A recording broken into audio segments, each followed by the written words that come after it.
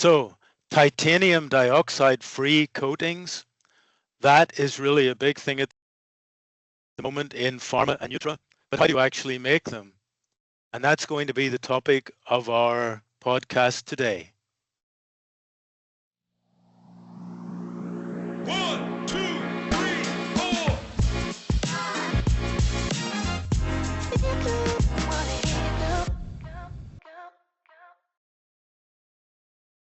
So welcome everybody to our podcast, Excipient Talk, brought to you by galenIQ. I'm Michael Black, and today I'm speaking to Daria. Hello, Daria. Hi, Michael. Hi, everyone. So how are you today? No, very good. Thanks. Okay, great. So can you please introduce yourself to our viewers? Yeah, sure. So my name is Daria, and I work as a technical sales manager at Kharkiv Pharma, so the distributor of pharmaceutical excipients. And one product in our portfolio is isomalt from galenIQ as well. Okay, great. So today, I think, the topic I've introduced, but you actually were involved in a case study. And can you tell us about what was the work and where was it done?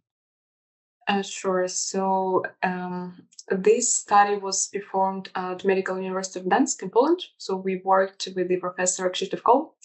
And the basic idea was to create the coating formulations of white color, but free from titanium dioxide, and of course using the available excipients, including excipients from our portfolio. Okay, great. So just to put it into perspective, why is the industry actually looking for alternatives to titanium dioxide?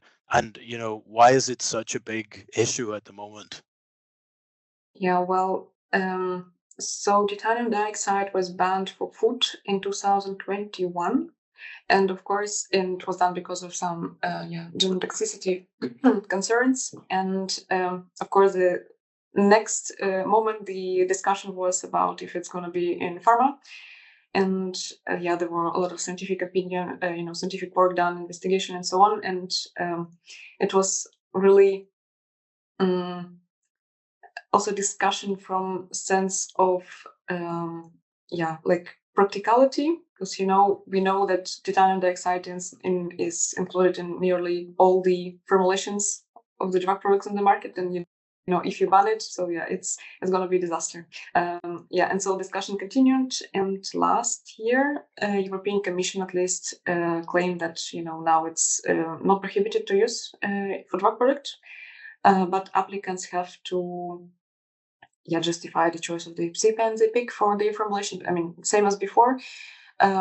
So I think for this topic, the discussion a bit calmed down. So not everybody not so nervous anymore, but we still receive a lot of feedback from customers that they look into the direction, especially from pharma customers. So of course, neutral customers they have to switch completely. Yeah. Okay. So not as dramatic as it was expected, but still very significant. So obviously titanium dioxide was used because of its properties, but what makes it so difficult to create a tablet coating that still looks as before, but obviously is not containing titanium dioxide? So to be honest, titanium dioxide work really well. So it's a very nice product for coating. So it's very fine. So it's easily dispersed, easily, looks very good on top of coating. And of course, it's super white. So what the consumers usually prefer to the tablets to look like. And from the other hand, it's also a very good opacifier, so it doesn't, allow the UV light to penetrate beyond the coating. So that is why we put it in the SPF creams for sun protection. And another thing is that there is no other such good products on the market, unfortunately. So there are alternatives, of course, some options, but none of them works as such good as titanium dioxide. So that is the main problem, I would say. Okay. So from as you say, obviously nothing works, or nothing has been found to work as good at the moment. But what was the key idea behind your successful formulation, let's say, in reaching almost the same result? Yeah. So we knew before that calcium carbonate together with isomalt was very good. So this study was done by Shinetsu a few years ago, and we knew exactly this combination works good. So isomalt itself, it's of course it's very soluble in water. So when you dissolve it, it's transparent liquid. But together with the calcium carbonate, it kind of boosts its white color. So we knew from the beginning that it should work. And yeah, and the idea also was from our study to kind of play around with different excipients, just to show what the developers might expect. So we put different coarse and fine grades of calcium carbonate, different ratio of isomalt and calcium carbonate. Some, for example, formulation was without isomalt, and it obviously looks not as bright as one with. So we know that the isomalt gives a good synergy with calcium carbonate. So that was the key factor of success. Well, that's a great result. So if a company wants to move away, let's say, from titanium dioxide today, what would be the most important takeaway from your study? Well, first thing that we wanted to translate is that it's possible to do such a coating on your own. Of course, there are a lot of already premixes existing on the market, so it's also very, very good quality and very accessible. But just in case the company wants, for any reason, do the formulation their own, it is possible. It is not that difficult, and the excipients readily available can be used for that. Yeah. Okay. And I guess you're supplying all of the key components of the mixture, of a possible mixture. Yes, exactly. Yeah.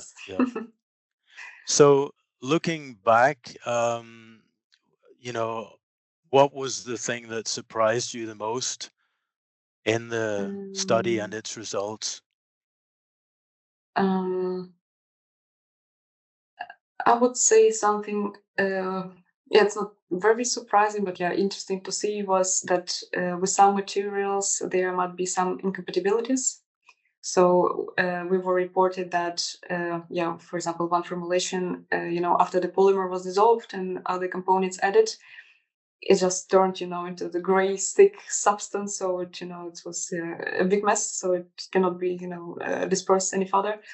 Yeah, and other thing I would say, it was nice to know and nice to see that. Of course, we know that, titanium dioxide is the best opacifier for coating, so that's it's no argument against it. But when we first saw the pictures from Dansk, and we saw that the tablets, they look really good. Right. It was I was happy to see it and to know that we can show something to so the audience. seeing is believing. Yes, of course. Exactly. Right. Okay. So you mentioned also that you built upon a previous study that was done with Shinetsu, which we also did a podcast about that with them. Obviously confirming the same results. But looking forward, in your opinion, what could be like further investigation steps? So from our studies, we did only kind of, investigated only so it was basically the feasibility study to say that yes, coating is possible, it looks okay. And of course, we have to see if the coating is functional. I mean, it's immediate release coating. Of course, it doesn't have to do any extra.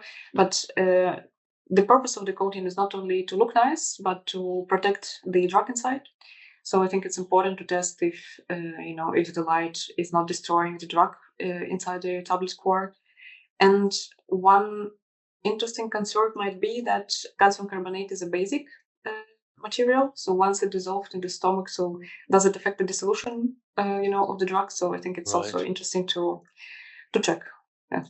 Okay, well, that sounds like a very exciting possible investigations. And I think a lot of people would be interested to find out what the actual results would be. Yeah. So I don't know if you intend to follow it up yourself, but yeah. Well, we will think about it.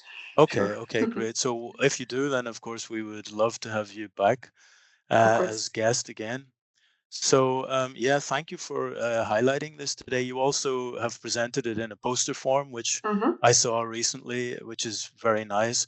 And obviously, interested customers can get hold of it from us or from you. Mm-hmm. And yeah, thank you very much for joining today, and hope to see you again soon. Yeah. Thank you very much for the invitation. It was fun. And thank you for joining today to our podcast, Excipient Talk, brought to you by galenIQ. And we will see you again soon. Bye.